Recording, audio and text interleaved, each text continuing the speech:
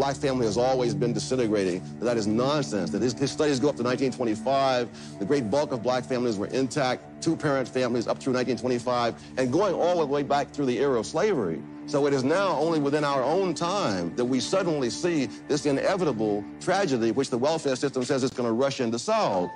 It's been 40 years since the show aired, and Thomas Sowell's writings continue to illuminate. Whether the topic is race, crime, immigration, or so many other subjects, his scholarship remains as relevant as ever. Racists may prefer one race to another, but they prefer themselves to everybody else. Thomas Sowell is a trained economist. He's a sociologist who has written books about virtually every culture that's ever existed. He is a photographer. He is America's greatest contemporary living philosopher.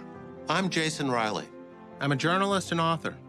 For more than 2 decades, I have closely studied the life and work of Thomas Sowell. His story is both fascinating and illuminating. Tom makes a very, very good point that general principles affect everybody, whether they're black, brown, or purple. Tom is fearless not just in advancing unpopular opinions, but in venturing into areas of scholarship that had been untrodden. Tom Sowell is known for his views on economics, history, race, and politics. But I've also discovered some lesser-known aspects of his life. His research and his writings about late-talking children, and the fact that he is a highly regarded world-traveling photographer. Over the next hour, we'll examine the life and career of Dr. Thomas Sowell, how he rose from humble beginnings to attend and teach at some of the nation's leading institutions, and became one of our foremost social commentators. You were a Marxist at one time in your life. What was your wake-up to what was wrong with that line of thinking? Facts. You're about to meet one of the greatest minds of the past half-century.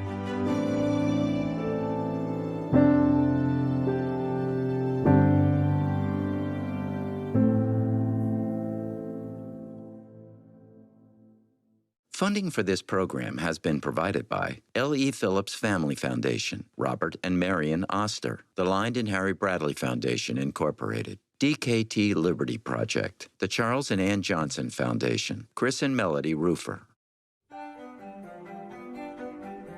Well, because I was a Marxist at the time, and they were appalled. And I said, you know, they have very high intellectual standards, and I'm not going to find ideological soulmates.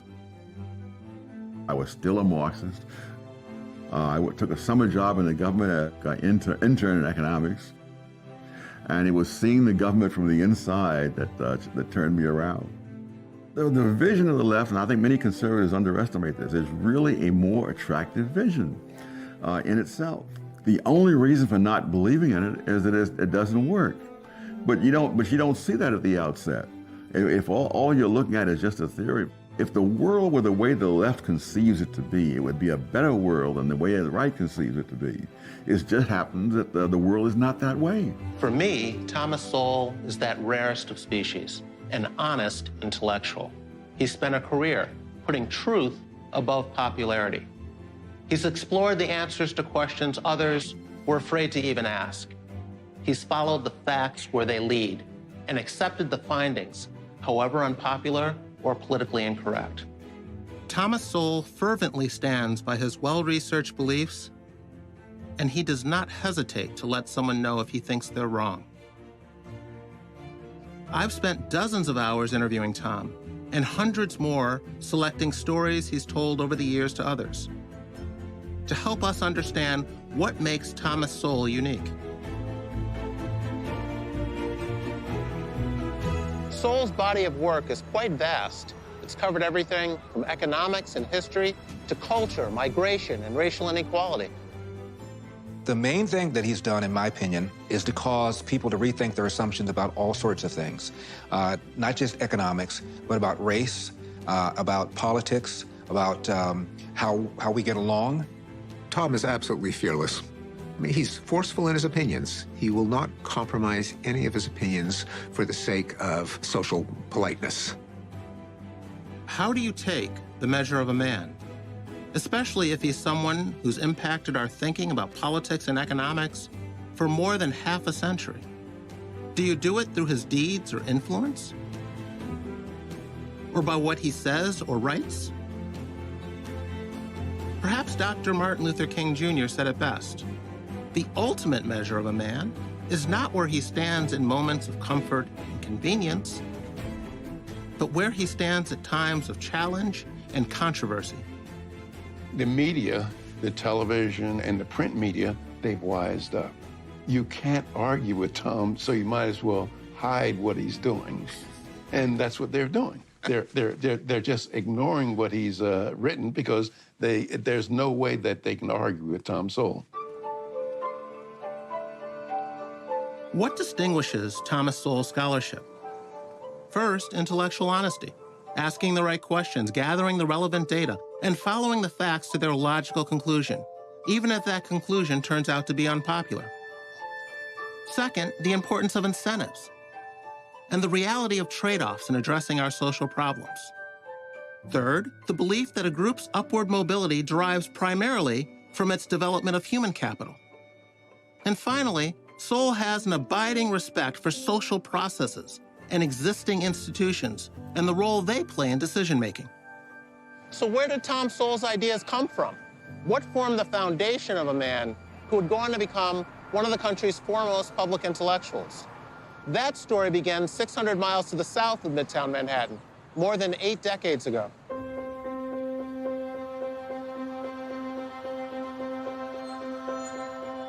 Thomas Sowell was born in Gastonia, North Carolina on June 30th, 1930. The Great Depression was just getting underway. And like many blacks in the South at the time, his family had no electricity, no central heating, and no hot running water. Sowell's father died before Tom was born.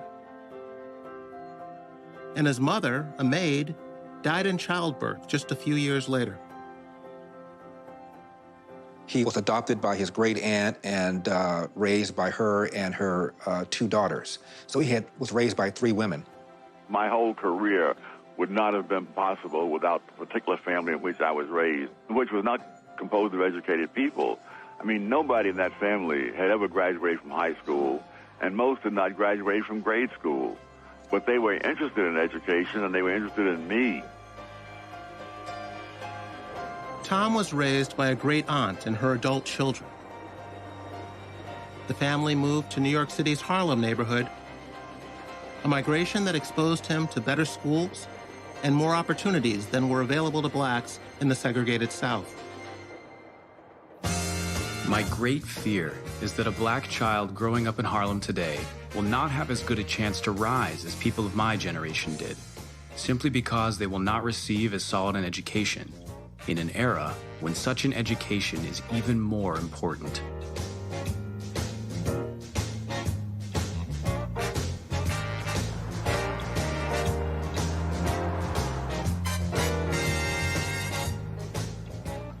When Thomas Sowell was 8 years old, his family moved from North Carolina to New York City and settled here at 720 St. Nicholas Avenue in the neighborhood of Harlem.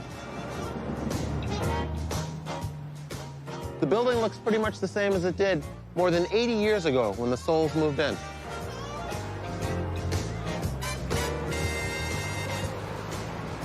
Young Tommy, as he was called, ventured out into a big city for the very first time.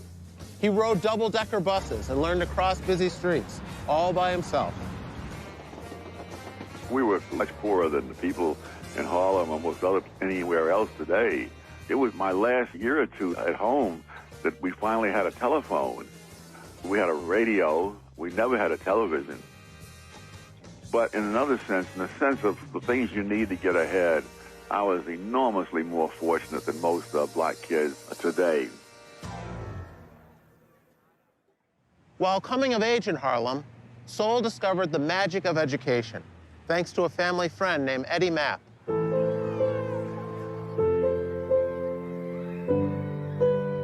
In Harlem, there was a kid named Eddie that members of the family had run into before I ever arrived from North Carolina. He came from a highly educated family, and they immediately saw the implications if they could get him to mentor me.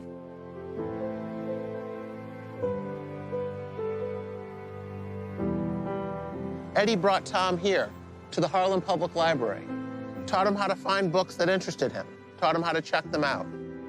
And I saw all these books, and I had no idea why we were there when I don't have any money to buy one book. And so what am I going to do with all these, hundreds of books up on the shelf? Crossing the threshold to this new world was the first step on a path young Tommy might not otherwise have taken. And he very patiently walked me through the whole thing. And again, I was very reluctant to take out a library card because I didn't know what all this is about. But he talked me into it. Then I borrowed a couple of books.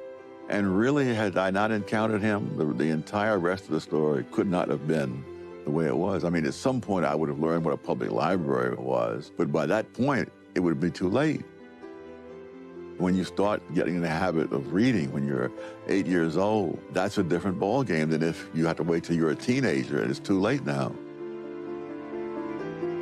Thanks to that same friend Eddie, a young Tom Sowell was pointed in the right direction regarding his schooling. The grade school he attended in Harlem was a good one. But when it came time for junior high school, the one in Tom's neighborhood was not so great. When I finished elementary school and they assigned me to a junior high school in a very bad neighborhood, he told me that you can get transferred. And I got transferred to a much better school. Had I gone to that other school, again, the story would have been entirely different. He would become a firm believer in allowing parents to choose the best school possible for their children, whether it be private schools, religious schools, or even the option that sparks intense debate among lawmakers and educators today, charter schools.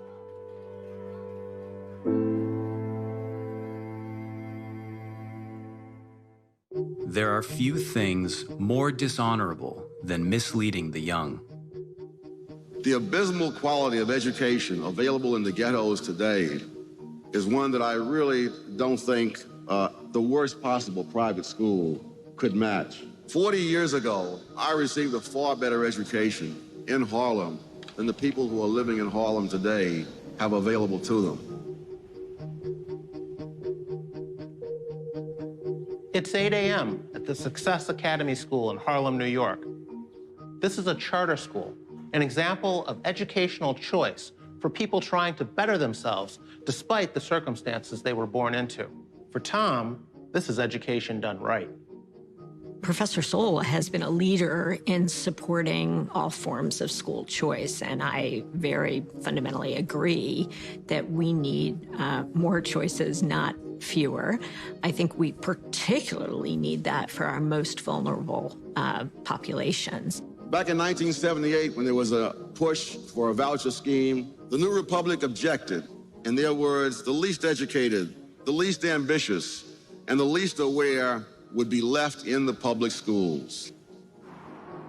Professor Sowell grew up in Harlem. I grew up in Harlem. And the schools there have been a disaster for half a century. And so you have generations of kids who have not gotten the education that they deserve and are entitled to. Charter schools are public, tuition-free schools that are open to all students and able to operate independently from the traditional school district. They are given the autonomy to design a curriculum tailored to the needs of their students. But they must also meet academic standards set by state and local officials. Unlike traditional public schools, however, charter schools that don't meet these standards can actually be shut down. With respect to education, Tom would say, it doesn't make any difference how much money you put in education, but if there are not some basic factors that you must take into account, that is, in order for a kid to get a good education, somebody must make him go to bed on time.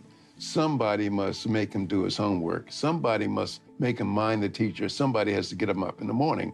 And if those things are not done, I don't care how much money you put into education, you're not going to get very good results. And that is precisely what we see. For decades, Sowell has been a strong supporter of charters and other education options for families trapped in underperforming schools.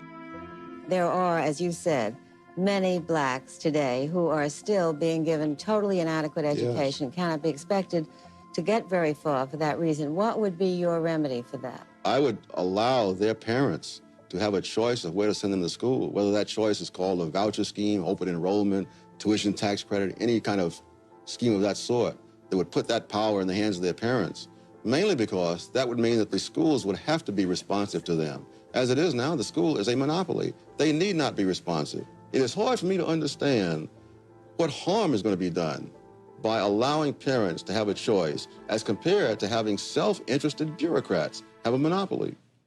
The things that they thought were going to help did not help, and in many cases, made things much worse. Thomas Sowell is a very private person.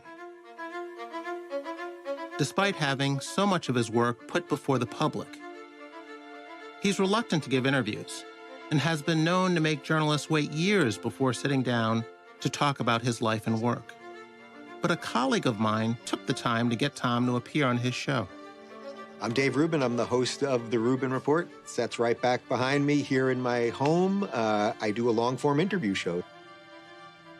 Everybody was saying, you've got to talk to Thomas Sowell. You've got to talk to Thomas Sowell. And we tried for about 3 or 4 years to hunt him down. And finally, we were able to interview him. One of the things that I found out that was sort of amazing about your history, you briefly mentioned it right before we started.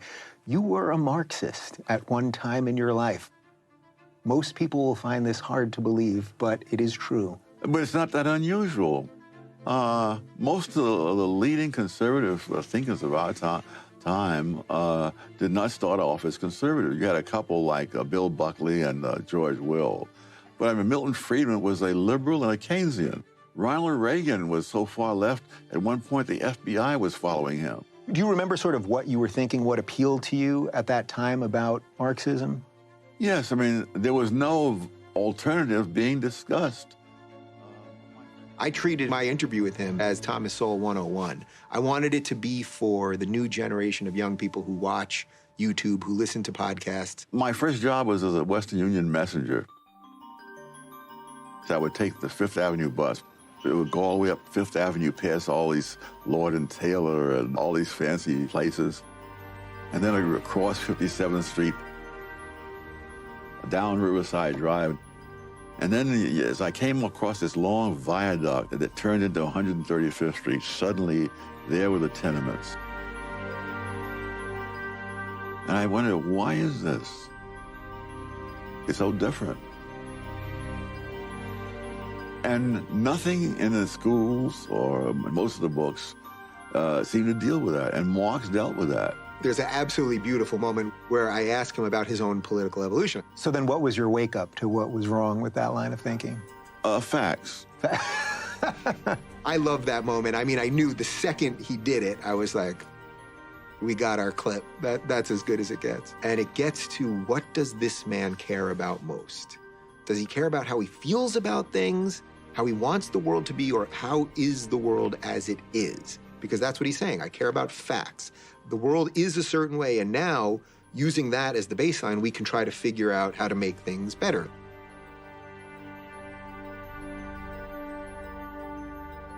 Drafted in 1951, Tom joined the Marines, where he taught pistol shooting and took photographs.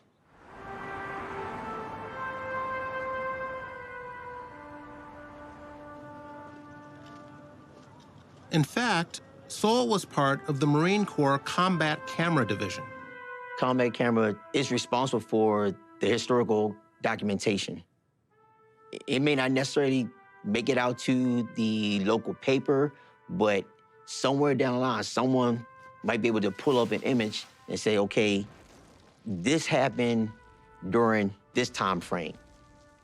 The imagery is used as good reference to anything we may need in the future or something that's happening right now.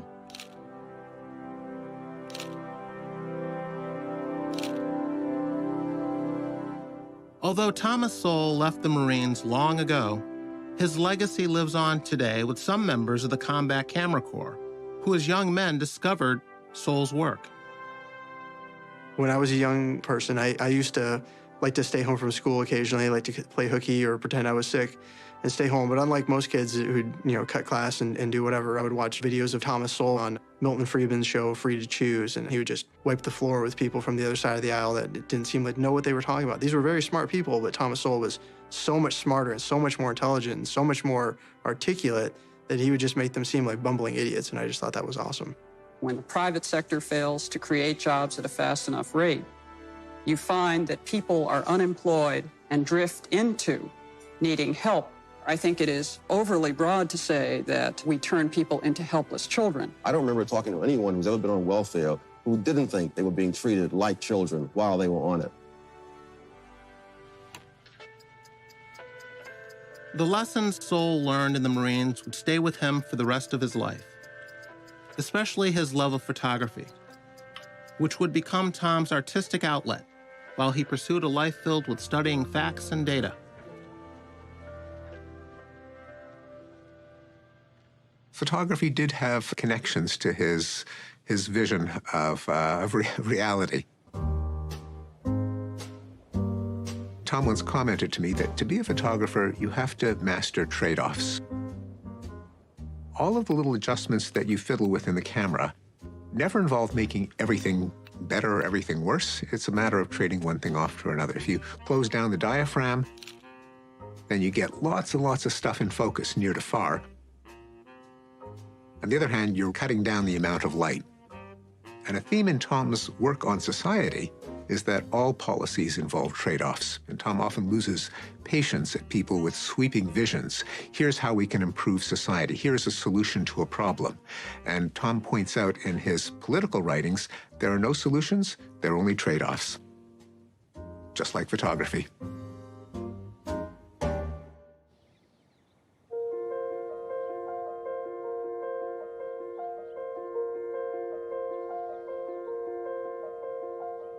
The University of Chicago is hallowed ground for Thomas Sowell. Here's where some of the most influential economic philosophies of modern times were formed. It's called the Chicago School of Economics. And it's where Tom would be mentored by intellectual giants like George Stigler and Milton Friedman, both of whom would go on to win the Nobel Prize in economics. I was a graduate student here from 1960 to 64. The thing I learned as a graduate student was economics is straightforward and simple when you grasp its underlying logic. And secondly, that logic can be applied seriously to understand many different things about the world. In Chicago, if it was true because you could prove it was true. It was true because you had the evidence, you had the logic, and so forth. They explored the specific ways in which the market does and doesn't work. The idea, that people are rational on the whole, and that if you allow those people to operate in the marketplace, you'll generally get better results.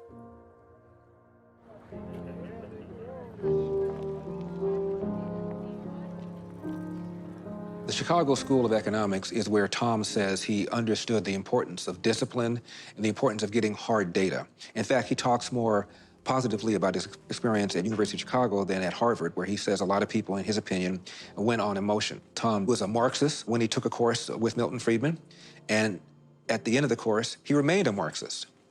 But what he appreciated was that at University of Chicago, economics was a full contact sport where you had to defend your position rigorously, otherwise you got wasted.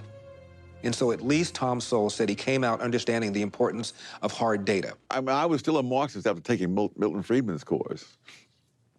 But one summer in the government was enough to let me say, this government is really not the answer. I mean, that is...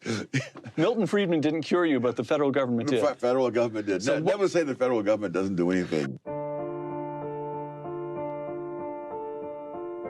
My first professional job, I was a summer intern at the U.S. Department of Labor. One of my biggest concerns was about minimum wages. At first, I thought, well, this is good because all these people are poor and they'll get a little higher income, and so that'll be helpful.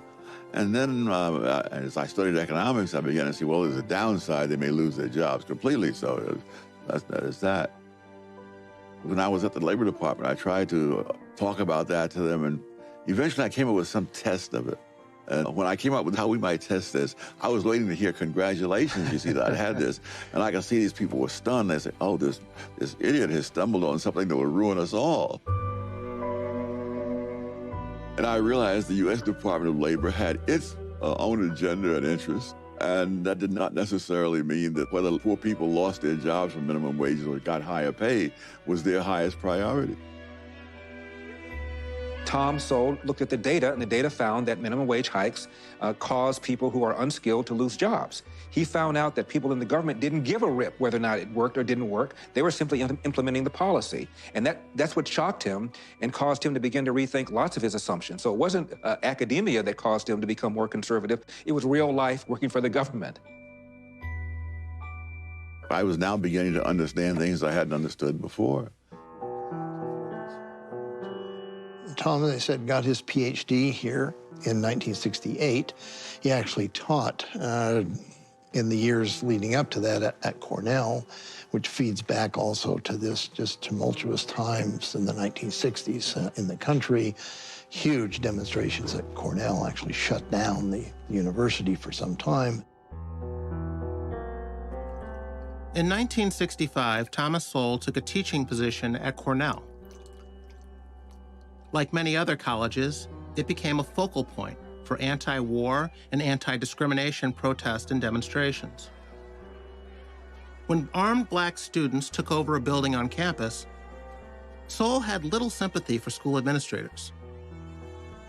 Blacks had been recruited to Cornell under lower standards to diversify the student body. And Sowell observed that many of these same students were now causing trouble and feeding racial divisions. For Sowell, it was an example of the unintended consequences of affirmative action. Tom's tenure at Cornell had a very profound impact on him, particularly surrounding the campus protests. I think it left a very, very bitter taste in his mouth. Yes, I think it did. He discovered that many black students at Cornell, their SAT scores were above the average, but they're having problems at Cornell. And that's when he first came up with the idea of people being mismatched. That is, black students who would do very well at other schools, but were recruited in the name of affirmative action to schools where they were in over their heads.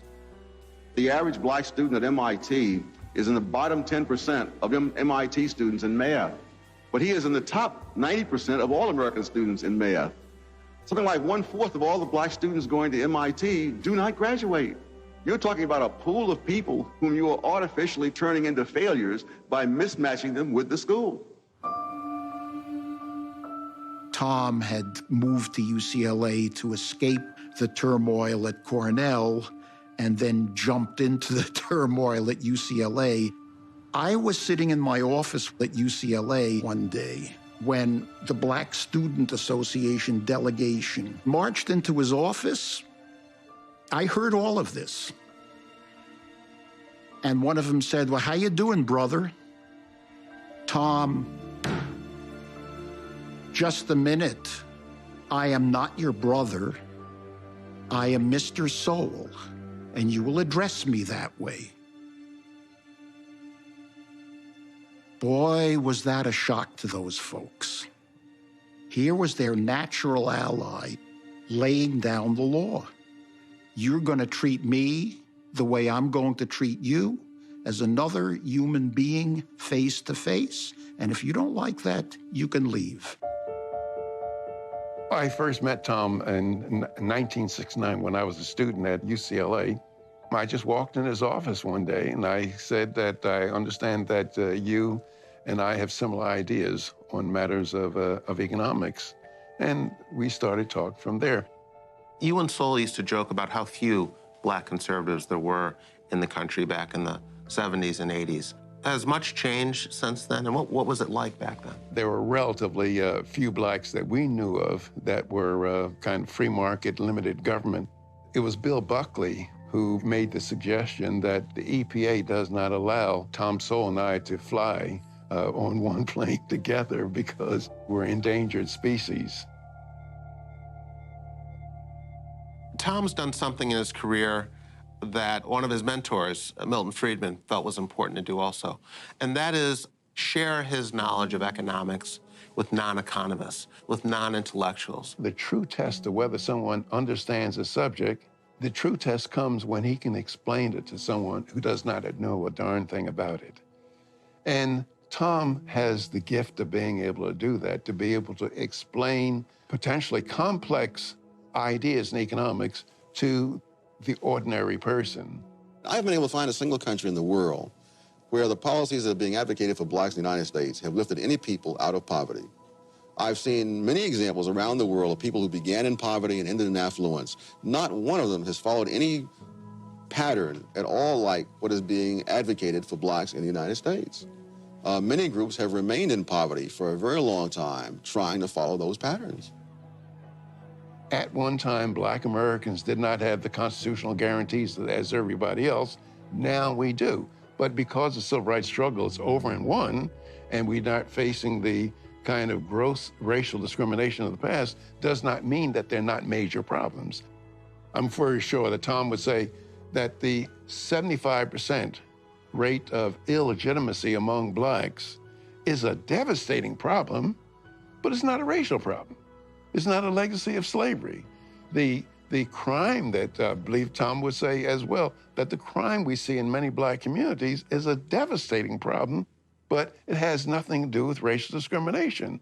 If you have always believed that everyone should play by the same rules and be judged by the same standards, that would have gotten you labeled a radical 50 years ago, a liberal 25 years ago, and a racist today. Thomas Sowell may be an intellectual, but it would be a mistake to believe that only academics and economists believe in what Tom has to say. I've never heard, never damaged. I am most certainly handed single. In a small recording studio just outside of downtown Dallas, a young rapper hones his craft. It feels good to be back in this booth. And shout out to you. You back in me, then you back in the truth. You actually knew. And I ain't have to tell you, so sit back, let it soothe the immaculate dude. Eric July is a man on a mission. Handed singly top tier, meaning you not. Eric is out to make great music and to educate people like himself about his hero. And I'm something like a great how. Anywhere Thomas Sowell is, he's the smartest person in the room. I would most definitely just tell him that he's been my biggest inspiration, hands down.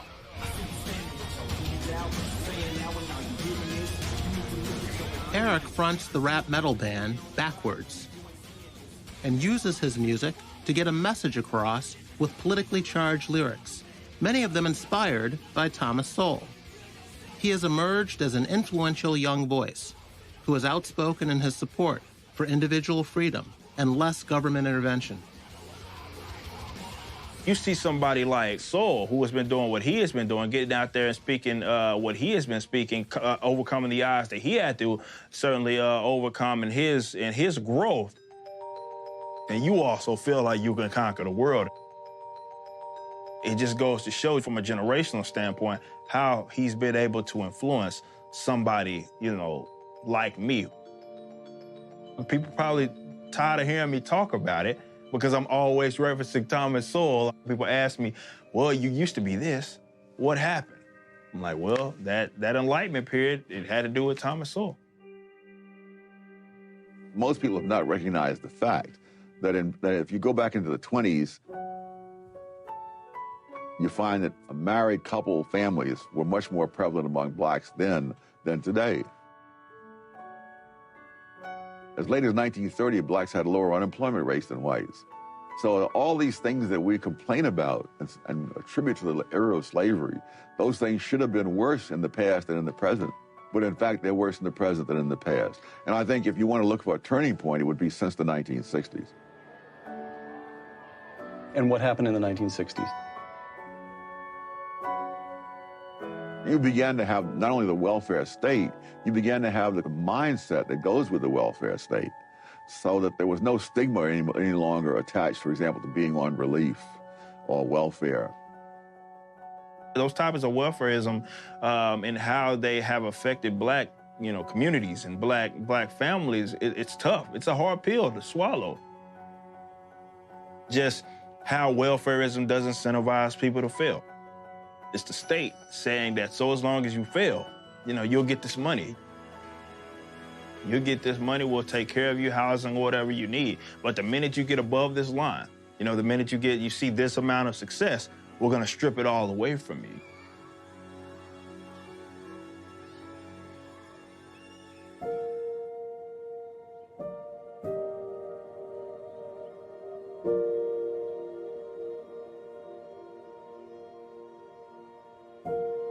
In 1980, Thomas Sowell came here, the Hoover Institution at Stanford University. Upon accepting the offer, his teaching days were over. Thousands of students would miss out on having Professor Sowell as a teacher, but millions of intellectually curious readers would benefit from Thomas Sowell's work here. I don't think Tom Sowell ever really liked being a teacher. I don't think he ever liked standing in front of people and being a professor. When Hoover offered him the opportunity to basically pay him to be Tom Sowell, he took it. And he can write what he wants to write, when he wants to write, as much or as little, but he's always been very, very productive. And I think the independence and the freedom is what he liked. So you're good friends with Thomas Sowell, have been for a while. How would you describe Tom to someone who's never met him before? I'd say Tom is an empiricist, and by that I mean Tom looks at evidence, and then he makes a diagnosis, and then he offers a therapy for the perceived problem, and then he offers a prognosis, and he's not interested as much, or if at all, on how people interpret that or what are the ramifications in contemporary political terms of his argument. You point out that depending on where you come from in a foreign country also makes a considerable difference because you carry your ethos on your back, don't you? Yes, that if you look at the Chinese who came to the United States, let's say before World War II, a very large percentage of those came from one district in one province in southern China. The people who've come in since World War II have largely not come from that same area. They've come in with a different set of experiences and backgrounds and values. Many of them are the poverty-stricken Chinese that you see in the Chinatowns of New York and San Francisco, working the very long hours, getting the very low pay, living in the slums, packed into the rooms, several people to a room and so on. Again, it would be hard to make the argument that this is simply a matter of the way the American employer sees it. The American employer is probably totally unaware that there are two different kinds of Chinese. It's only the people who work with the data who make those separations. It takes considerable knowledge just to realize the extent of your own ignorance.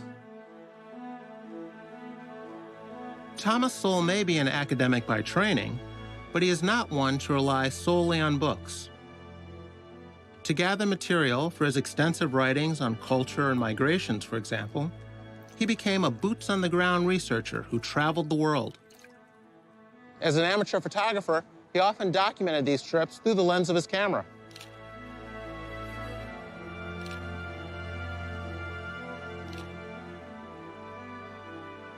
His purpose was to try and understand the role of cultural differences, both within nations and between them. And not only today, but throughout history.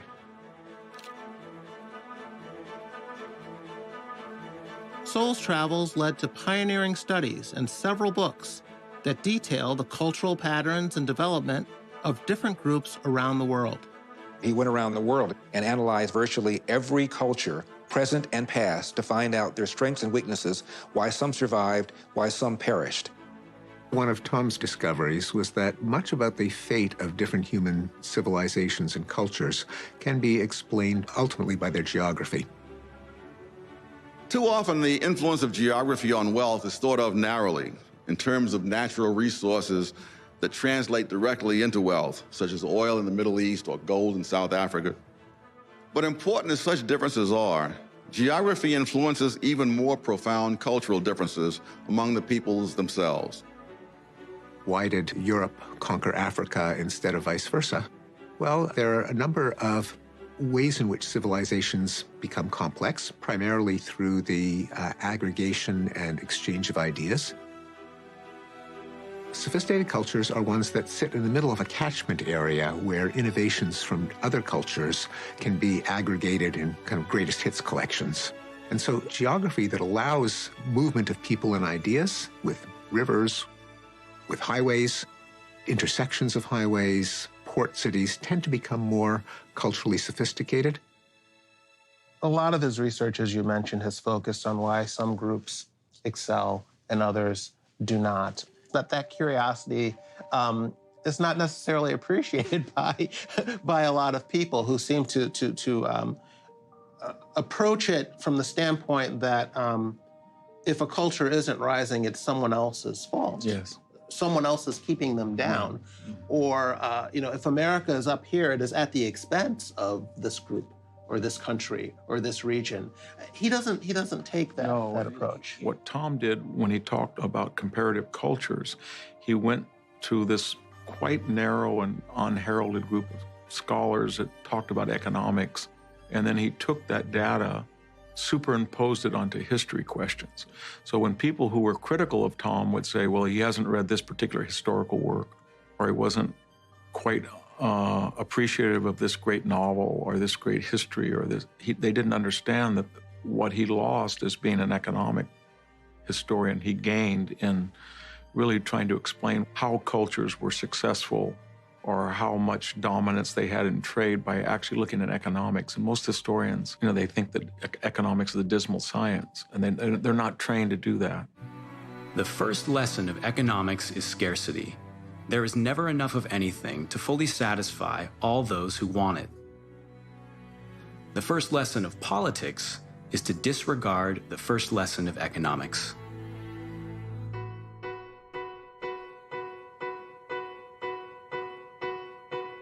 I wanted to explore how Sowell's concepts on free markets have influenced business leaders today.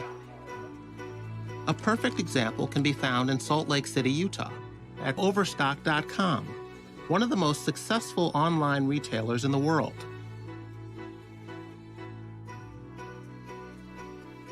Aaron Hunsaker, an Overstock employee, has been heavily influenced by Thomas Sowell's ideas.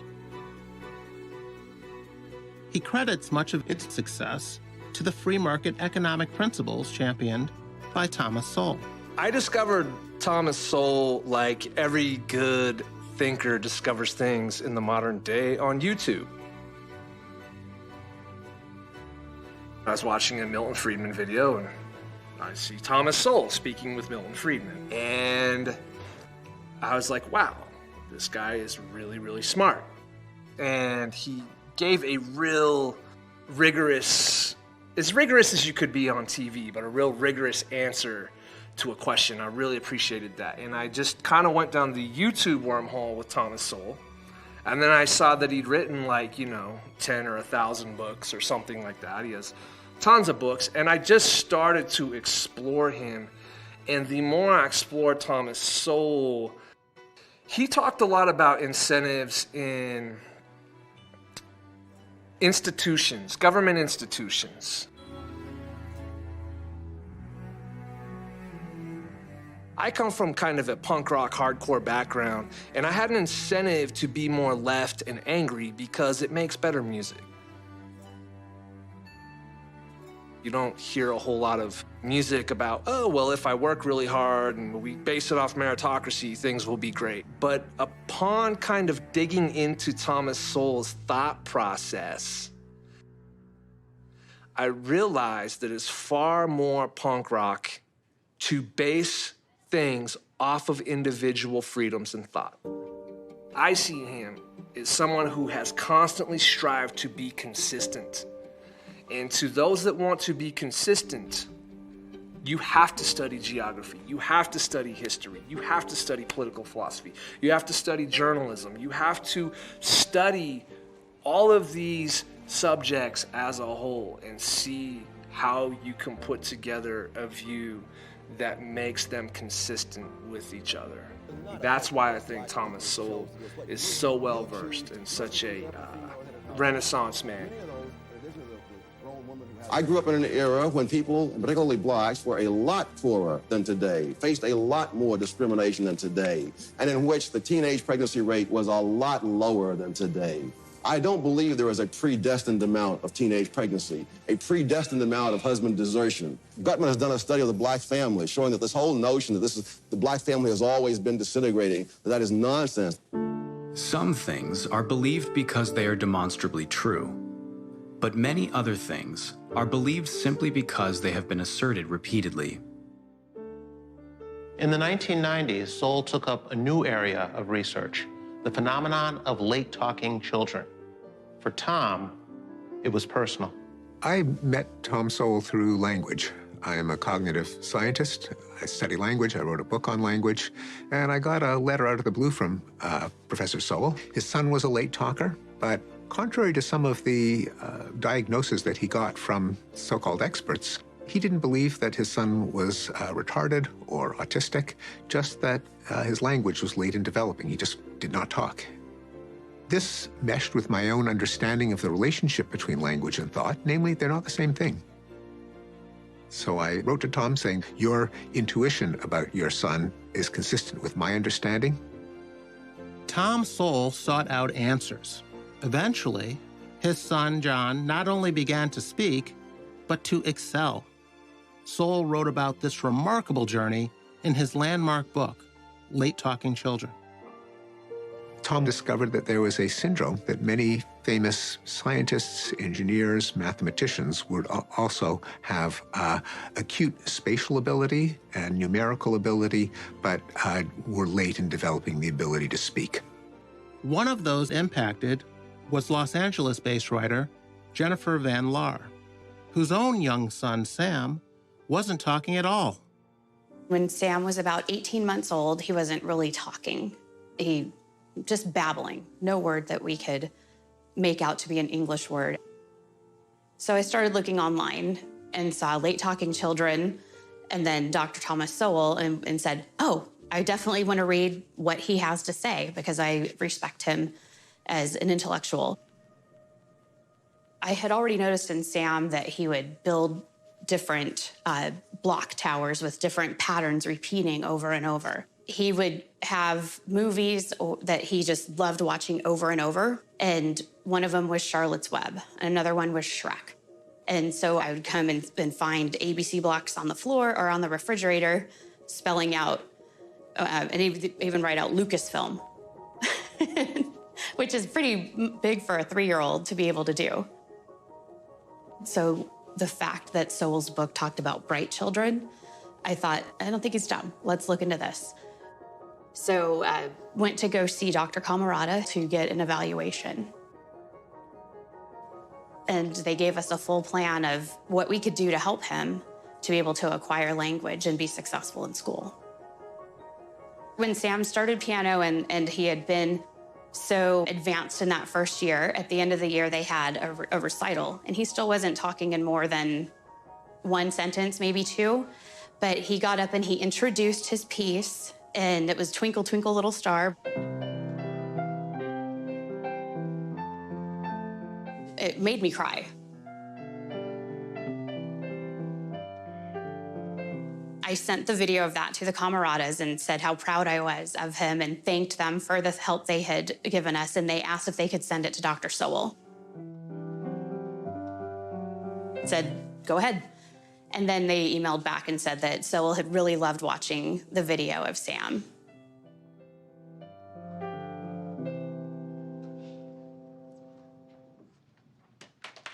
Just the fact that he would care about this 5-year-old said a lot to me about who he sees himself as. The course of history is determined by what people do with their opportunities. Sowell has written a great deal about the importance of human capital in a group's advancement, the development of skills and habits and attitudes in advancing a group economically. And a good example of what he's talking about can be found on 6th Avenue in Manhattan at the Steinway Piano Company.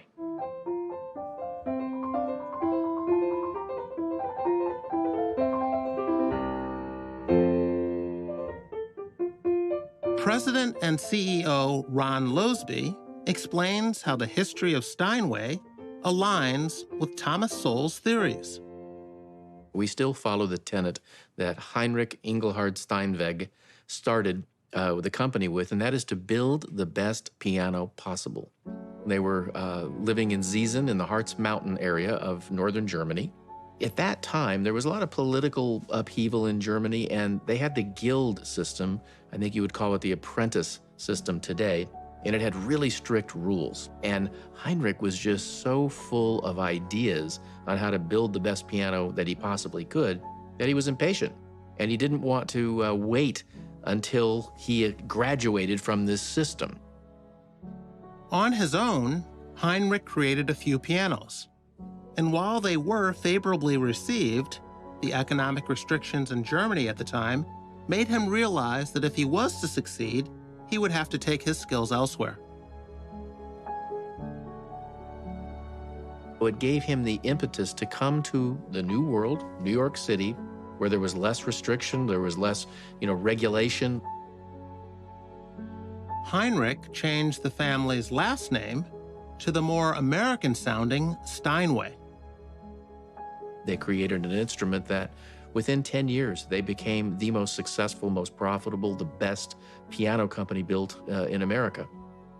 Very often people talk as if some group has taken control of some industry, and they wonder how did that happen?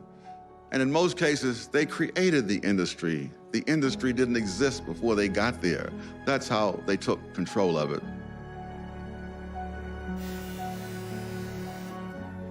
Heinrich's decision to relocate to America is a good example of one of Thomas Sowell's core beliefs: that individuals carry with them their skills, no matter where they go, and can succeed if permitted to do so without cumbersome government regulations. It's amazing how much panic one honest man can spread among a multitude of hypocrites. Listen to this list. The Thomas Sowell Reader, 2011. Intellectuals and Race, 2013. A new edition of your classic work, Basic Economics, in 2014. Wealth, Poverty, and Politics, 2015. And now, 2018, Discrimination and Disparities. And do you know what I just did? I just listed the books you've published since turning 80.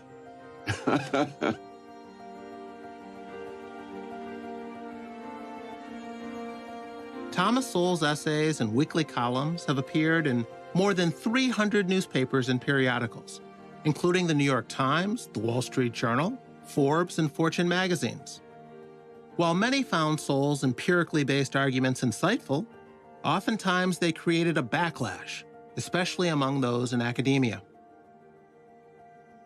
You once told me that Tom's not interested in making people happy or angry. He's interested in telling people what the data show. What the data shows, and he is he can be a contrarian in the sense that often areas that are unpopular or they're plagued with false knowledge or misconceptions, he gravitates toward those because that intrigues him to see if that's actually the popular opinion is actually true. And often it's not, he finds it's not. And then the results tend to bother people that he's so dispassionate about it. And then as an African-American intellectual, he's supposed to fit a preconceived intellectual, academic, ideological position. And it's not that he doesn't, he's just not interested in it. He doesn't make friends or enemies based on tribal considerations or popular consensus. On December 27th, 2016, Thomas Sowell published his weekly newspaper column. I'd read his column for decades and always looked forward to it. But this one was different. Thomas Sowell was saying goodbye. Within minutes, the internet lit up with thousands of comments about Tom retiring from writing his column. Most of the postings were along the lines of, "Say it isn't so." I did that after spending some time in Yosemite with a couple of photo buddies, and I realized that in those 4 days, we hadn't watched a single news program. We hadn't seen a single newspaper. I said, this is the life. I don't need to be watching because most of the foolish things that are said on these programs were said 20 and 30 and 40 years ago and refuted 20 and 30 and 40 years ago. By you, quite often. But you're happier when you're not reading the news. Absolutely. But at the same time, you're also happier when you're working on a book. Yes, when I can go out there and get the hard data and find out what's really happening. In dozens of books and numerous television appearances and thousands of columns, Sowell has championed his philosophy of free markets and personal responsibility while weathering the storms of challenge and controversy. Sowell has spent his adult life proudly sharing his political and economic beliefs. For some, he's a clear thinker full of common sense. Others say he lacks empathy. What no one can doubt is the courage of this maverick intellectual. If you could offer one sentence of counsel to some sophomore or junior who's watching this today. It's not over till it's over, as Yogi Berra said. And I would say to this young person, if we, through some miracle, get through this, please take to heart the lesson of what happens when you vote on the basis of rhetoric and symbolism and instead of using your mind. It doesn't matter how smart you are unless you stop and think. In your early days at Harvard, you were either going to make it or not going to make it, and you shut yourself up and made yourself make it. Many people are trying to insulate young people from adversity, insulate them from the things that give them strength. Thomas Sowell, Common Sense in a Senseless World is now available on DVD. For more information or to order a DVD of this program, call 1-800-876-8930 or visit www.freetochoose.net. Funding for this program has been provided by L.E. Phillips Family Foundation, Robert and Marion Oster, the Line